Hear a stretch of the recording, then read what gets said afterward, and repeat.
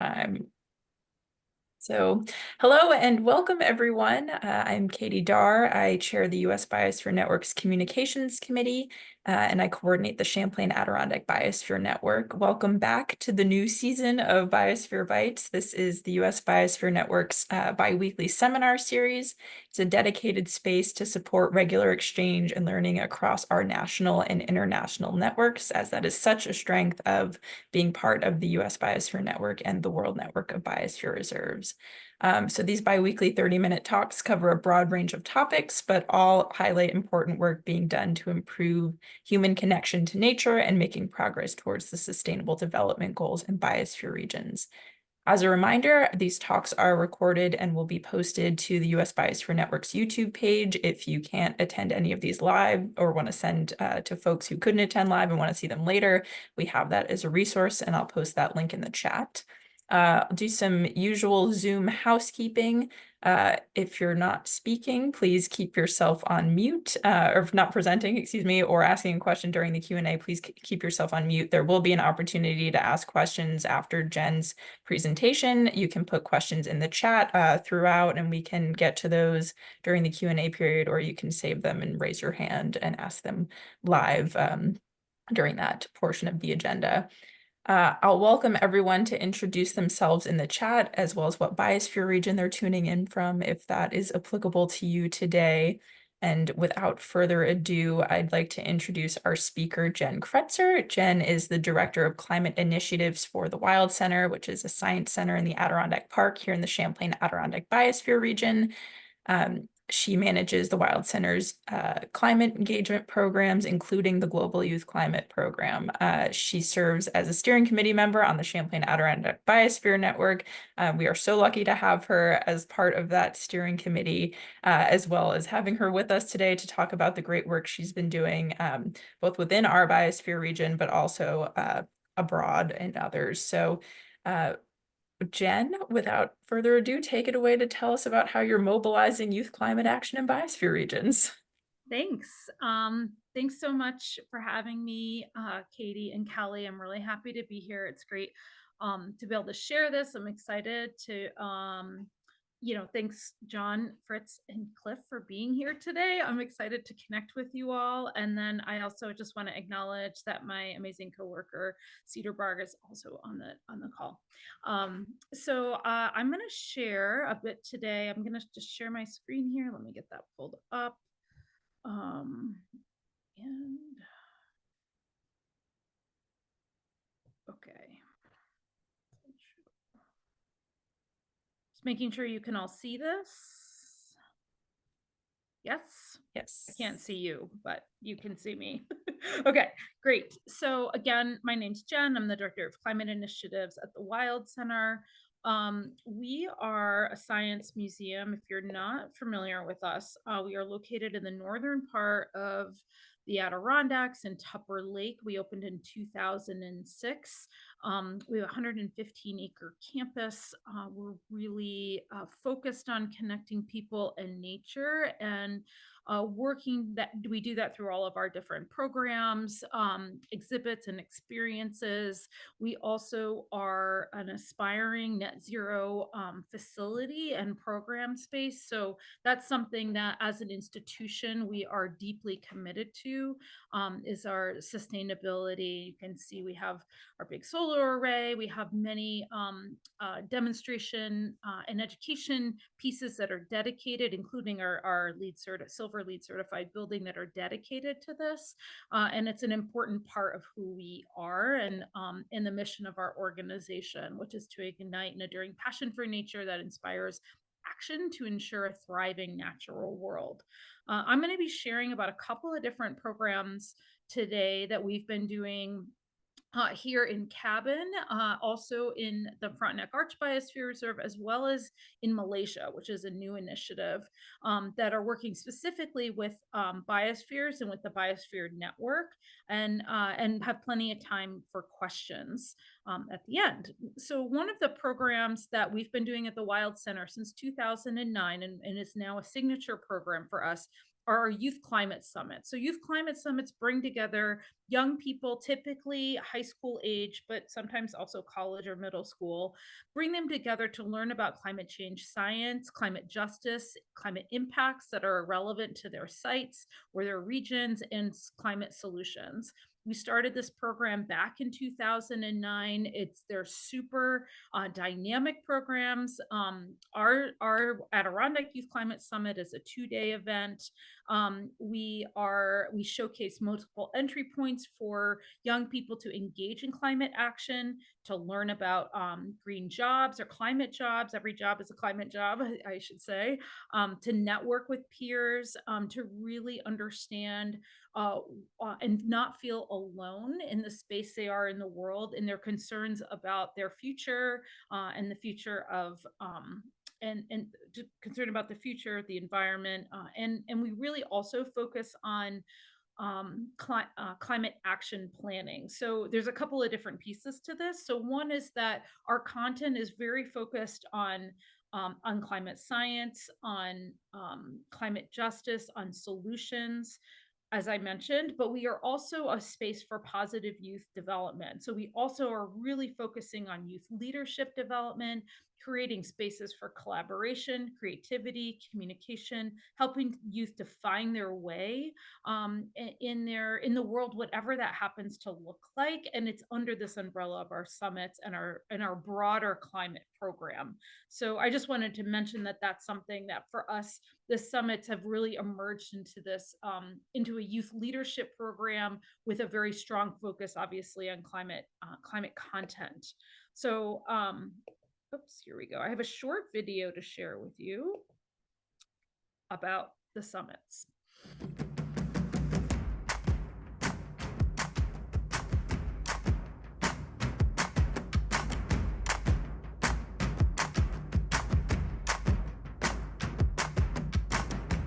Climate change is happening now.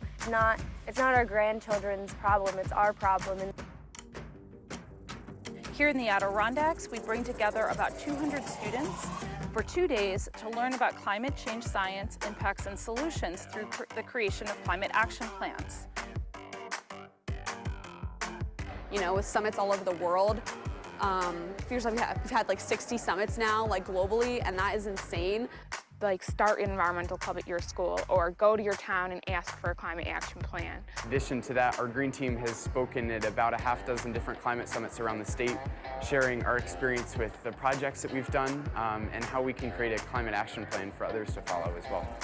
So the biggest thing I've probably done is a workshop teaching youth how to speak up to authority and talk about climate justice.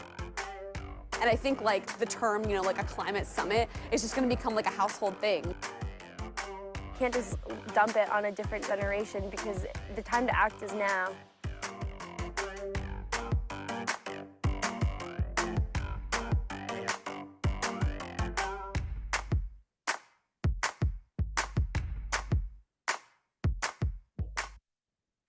Okay, so that just gives you a little feel for what a summit is like. And we are really driven by these 6 program values. So each of the summits, and I'm going to share a little bit more about how we've helped to spread this idea around the world. But all of the summits, what they have in common are these 6 values of being place-based, focused on the impacts and hazards in the place where people live, as well as on the solutions.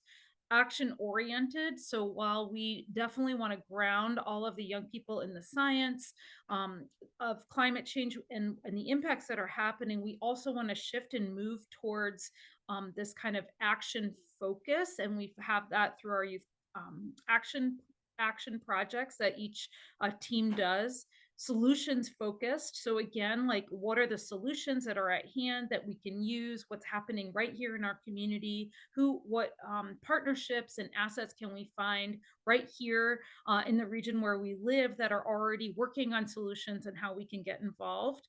youth driven. So making sure that young people are involved in the process of creating the summit, that they have their voices elevated throughout the summit, whether they're leading workshops or running a program or helping to create something or running social media. We want youth to be embedded in the organizing of the summits, providing a space that can feel that hopeful, but not only hopeful, but also offer a strategy for how to be active in that space, as well as equitable. So that focus on both climate justice, providing a space that is diverse, that is equitable and accessible to all the youth that want to participate in elevating solutions and science from a variety of different perspectives, whether that's indigenous learnings, whether that's having speakers that really represent the audiences that they're speaking to, just making sure that there are a lot of different voices in the room.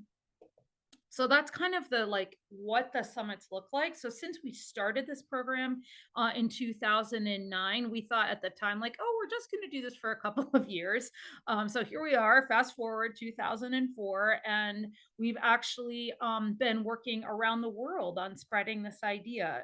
It's been an idea that is worth spreading. We have a serious proof of concept. The summit model that we have works. We have the resources and tools, including a toolkit that can be shared and iterated on.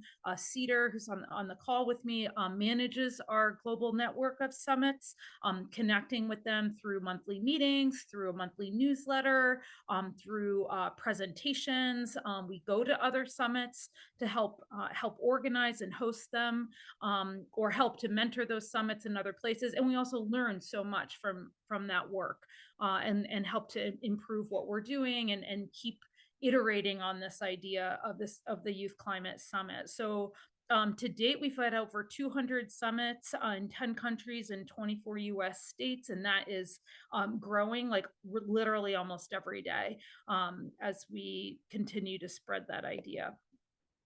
Some of the different summits, for example, like Bermuda, Sri Lanka, Pakistan, Ontario, Canada, really working with regions that are frontline communities and very vulnerable communities, helping them figure out how can they address the issues and needs that they have in those spaces to help work towards a just and more sustainable world, and activating and mobilizing young people everywhere. So now I want to shift to a couple specific examples of summits and projects that we've been working on with the lens of the biosphere in mind. So one project that we're actively working now with support and funding through the Champlain Valley Natural Heritage Program is empowering youth for climate action in Cabin. So we've been working on this since last fall, and this is a partnership with Cabin and the Frontenac Arch Biosphere Reserve.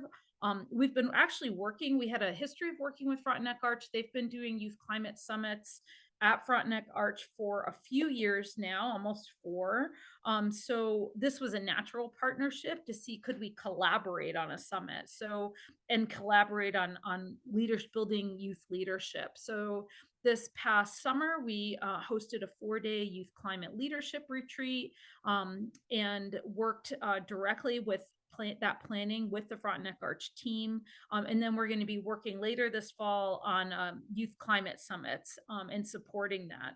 So one of the things, so this is from last year's Frontenac Arch Biosphere Reserve summit that Cedar and I went to. So we had a chance to meet with the team, see what their summit was like, and then work to think about how could we connect our work together. And there is actually one coming up if you're in the Kingston, Ontario area on November 12th. We'll be there.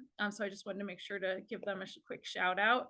And one of the biggest things we've been doing this year with this funding is looking at our summit and our leadership work, youth leadership development work, through the lens of the Sustainable Development Goals. We know that here in the US, this is not something that is as known, but we know in our work around the world and work globally that it's really important to tie a lot of our work back to these goals. And so we've been looking at the youth summits as well as our leadership retreats that we run in the summer to see how can that content connect back to this. And there's actually, it's like very organically already connected. We just needed to kind of unpack it and name it a little bit more clearly. So this was really exciting that we've been able to do this, and we're already seeing like a lot of excitement from some of our international partners that we're doing this work. So one of the big takeaways this summer was this Youth Climate Connections retreat. So this retreat again was the summer. It was 4 days and 3 nights. It took place at a retreat house in Lake Placid and in at the Wild Center. So we had 10 students from Frontenac Arch Biosphere Reserve, and then 10 students from the Adirondacks that were together for these few days that focused on the UN Sustainable Development Goals and exploring the interconnectedness of the planet. And so all of the workshops were reflecting this idea of the global goals, but nested in the idea of climate action as being kind of center to connecting to everything. So I wanted to share a little bit some of the workshops that we did. So one of the workshops that was run by Emmanuel Carter from SUNY ESF, and he ran this amazing workshop with the students that was looking at their communities looking at a community and kind of working through this project in which they were tasked with some specific problems, and they had to work together to problem solve this, and looking at their community, looking at the environmental impacts in their community or risks that exist, looking at ways that they could partner and rethink what their community might look like in the future. And so this was like a 4-hour or so workshop over a couple of days, and then the student teams all presented this. So that was a new piece that came in and really helped to focus. And then we also, and you can see here, create on focusing on those global goals. And I love this quote that we have here. The goal of reduced inequality resonated with me most because its connection to climate action has become evident to me. Previously, I thought climate science is pretty isolated to the fields of natural and biological sciences, but I have since realized the integral role social science plays in environmental and climate science. I feel this goal is important because to get disadvantaged people to begin to make climate-friendly decisions, they must first be able to have their basic needs met and have the resources needed to make changes. So that's kind of a pretty powerful connection, I think, for a high school student to make around this work. And just some more examples, we really try to make the retreats both fun and learning, but also provide rest for students, connection for students, build that community, a lot of team building, a lot of like connecting across cultures, even though the US and Canada are very similar. Obviously, there are cultural differences, and helping these young people connect across that is what the teams both from the Wild Center and Frontenac Arch are really good at doing. And so it was really exciting to see the students kind of connect with each other, and then also doing all of the hard work of learning about climate science, working on climate justice, working on this community-based project and the other workshops that they went through. We also had the opportunity to visit the Wild Center. We have a climate solutions exhibit as well as many other climate related exhibits and experiences. So this was an opportunity for some of our teens that we work with to really host the Canadian delegation and help them to see the Wild Center. And so here's a nice quote from another participant and some of our planning team here from Frontenac Arch, and some folks from there's Katie, folks from the Biosphere cabin that came, which was really fun. I want to keep going here. So now I'm going to shift. So that was our project this summer. We have the summit happening this fall. I want to shift to a new initiative that we're doing in Southeast Asia that actually hasn't quite happened yet. It's happening in a few weeks, but it's also connecting with yet another biosphere and a World Heritage Site, and that's the Youth Climate Summit Southeast Asia, which will be happening in Georgetown in Penang in the northern part of Malaysia, the 14th through the 18th of October. And just a little, the biosphere that we're working with there is called the Penang Hill Biosphere. It's a relatively recent biosphere. I think they were maybe it was 2021, I believe, is when they became a biosphere. And you can see so this is this island actually, and then Penang Hill is right here in the center, and they also includes some marine areas which are off to the I guess left of the island piece here. And then Georgetown, which is right here, is also a UNESCO World Heritage Site, so it's kind of unique when you have that World Heritage Site and the Penang Hill Biosphere Reserve right next to each other. And so this summit will reach, we're hoping, close to 300 high school and college level students. They'll have an opportunity to learn a lot about the biosphere and have an opportunity to visit some of the areas around the biosphere. And there's also a national park that's located in this space, in this area. So there's a lot of intersection here for the students and learning that will happen. And this is a really exciting collaborative project. So again, this is just a little bit more about the summit and about what we're doing there. And the Wild Center will be bringing a delegation. Cedar and I are heading there with two of our youth climate leaders, because we're doing a lot of workshops and a lot of programming. Again, this sort of, you can get a glimpse at the week. It's pretty jam packed. I had the opportunity to go last year to visit Penang Hill Biosphere Reserve and this particular spot called the Habitat, which is really cool. It's feels a lot like the Wild Center. They've got this like incredible boardwalk that gets you way up above the trees, and then you can see Georgetown in the background. And another thing that I have really loved about the work that's happening in Malaysia and in Penang is that the sorry, my cat has decided to show up, is that it's all aligned with Malaysia's climate action plan, and specifically the work that's happening in the state of Penang. So everything that they're doing is really, as part of the summit, is really informing the climate action work that they're doing in Malaysia. So there's a ton of like government involvement. We have probably 20 organizations and agencies that are partnering on this. So it's really powerful. And they are looking, this is their first summit, and they are really looking at as a catalyst for a lot of their climate work across not just across Malaysia, but they're really hoping to move this program around all of Southeast Asia. So it's a really exciting new initiative. And so this is Jen's moonshot, but looking at like all of the different biospheres across the world, and I was doing a little sleuthing on UNESCO's website. I would love, and I think about this as we plug into these networks as a strategy for our own program, is like the what if we could get a youth climate summit in every biosphere reserve, or in every World Heritage Site, or in every national park, since I know there's some Park Service folks here.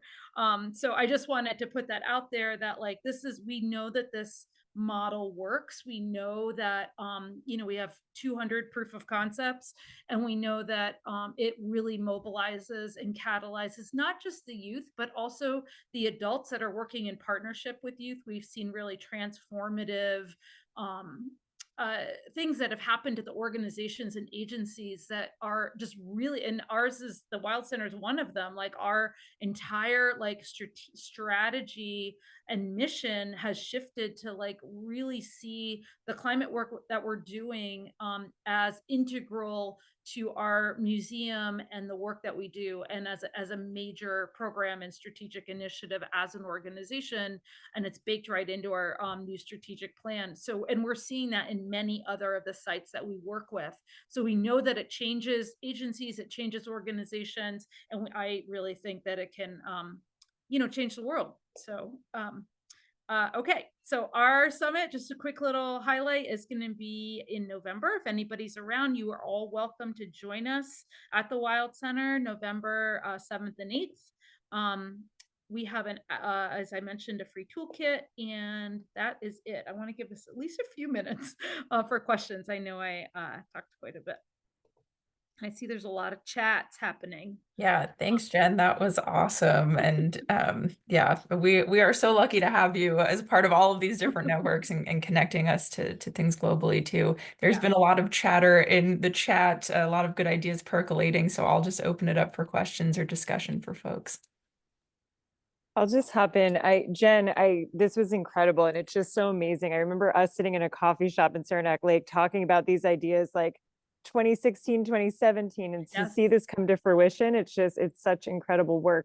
Kate put something in the chat. Kate, by the way, is the coordinator for the Canadian Biosphere Reserve Association. She's amazing. She connects with all the 19 biospheres in Canada. So for her to ask about, could there be funding or a potential to support this in biospheres in the US and Canada, I think that's, a dream. I think that, Jen, you and I have talked about ways and brainstorming ideas of how to spread this in the World Network. But I think what's interesting, because it's proven, like Kate said, it's a proof of concept. We already have done it successfully in 2 biospheres. And it's the thing that's really cool about this, it's packaged, right? It's like a canned thing. You have the marketing materials, you have the resources, your staff provides support. So I think it's a really interesting model. And I think it's just now a matter of us brainstorming ideas of funding sources. So whether it's government funding, a combination of that, foundation, or even a corporate sponsor, I think it's something that's big enough, that could potentially, garner, interest at the national level from corporate sponsors. So, oh, sorry, Kelly. No, I do want to for mention, just because we do have some national park folks on the call, that we are about to embark in a 1-year contract, and Cedar and I have been working with folks from the National Park Service in DC. Shauna Pataki specifically is the education strategist for the last almost year. Actually, she came to our youth summit last fall, and we presented at the NPS Education Summit last March, and we're going to be working on thinking about how this will we could roll this into or roll out a youth climate summit materials and model that's specific to national parks, so across the nation. So we're in the very beginning, in the very beginning of that. So we've been working on that, and we're really close to having that in place. So that will be a project that we're initiating probably starting in October of this year. So that this plugging into networks, I feel like, is such, it's like, to us, it's the strategy we want to be doing because we're a small team. And I love the idea. People are like, how can we get this funded? Because that's always our question, right? Like, how can we get this funded? And so I appreciate thoughts around that.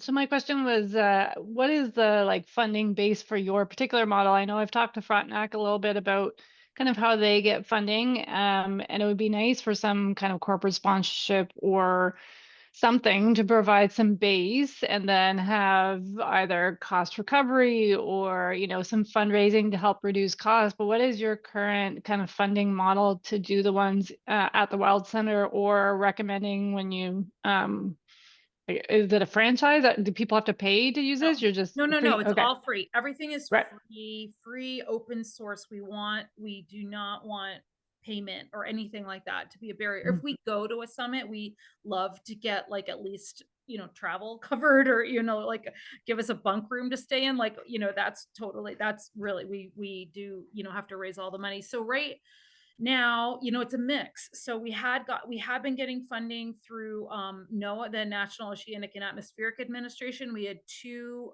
really amazing grants that we were very grateful for from the Office of Education Environmental Literacy Program. And those are winding up. That our final grant is winding up this year. As I mentioned, we have a special project grant right now from the Champlain Valley Natural Heritage Program. So we look for grants. We do like direct asks to foundations or donors. So it's like a mix of those things. We don't charge, and I don't know of any summits that charge students to come. But we're not looking at that kind of model. We're really looking at. There Sorry. are some that charge, but they usually provide funding for schools if they need it. Okay. Thanks, Cedar, for that correction. So we're trying to really figure out like how, like I feel like, okay, we just need about $5 million. Like that would be perfect. And then we could do all this work and help other summits get off the ground. Like, it's like we need that level of like multi-year funding to really help either within a country network like the US or Canada or internationally. The Penang, the one in Penang is being funded primarily through a corporation called Think City that does a lot of sustainability work. So they actually got corporate sponsorship, and they're also getting, I think, quite a bit of government funding to also support them. So they're all like that in-country support is happening. We've had other like the Sri Lanka summit actually had funding through the US Embassy in Sri Lanka. That was back in 2017 and 2018 when they were doing summits. So it depends. Like, in other summits get funding, they raise their own funds. Like, we don't have enough funding to be like, here's, $10,000 to run a youth summit. Like, we don't have that level of funding at this time, unfortunately. But I love all the ideas. I love ideas about fundraising. Well, I think we could maybe set up a conversation offline with Frontenac and see how we can expand this out into Canada, because it's something that I've been thinking about and looking for funding opportunities. I haven't found the right one yet, but it's something I think that we could, most, if not all, the biosphere regions in Canada would want to participate in some way or form. That would be great, Kate. Is there a way that you can drop your email in the Absolutely chat? Yeah. Or I can put my email in the chat and then we can connect. Yeah, okay, great. Thanks, Cedar.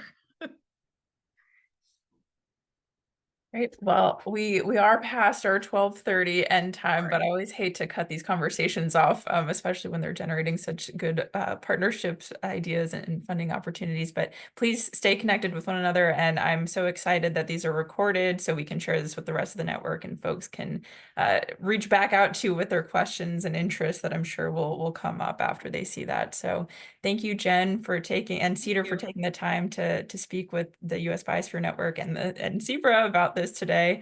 And we look forward to seeing you all in future Biosphere Bites talks. The next one will be in 2 weeks and will feature a presentation by Zinabeth Lazaro about the work she's doing as a MAB young scientist. So you don't want to miss that one. And a big shout out to the whole Biosphere Bites team, Kelly Hanan Vandenberg and Christine from CLLC. It's really great to have this team to put these together. So thanks everyone and enjoy the rest of your day. Thank you. Thank you all. Great presentation. Thanks.